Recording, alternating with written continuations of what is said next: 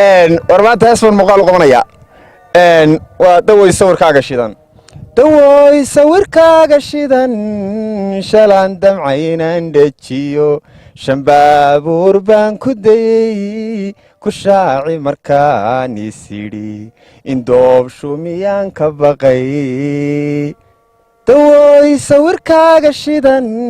shalaan damcaynaan dhajiyo shanbaabuur baan ku dayey ku shaaci markaan isidhi indoobshu miyaan ka baqay waddada iyo shaaracana haddaan ku sharixi lahaa intaan shakiyaan isidhi hadday wax ka sheegayaan waddada iyo shaaracana haddaan ku sharixi lahaa intaan shakiyaan isidhi hadday wax ka sheegayaan intaan show siibadii ka furay shandadii u furay intaan show siibadii ka furay shandadii u furay ayaan shed ka dhaafiyo wuxuu ku shalwaday dabeed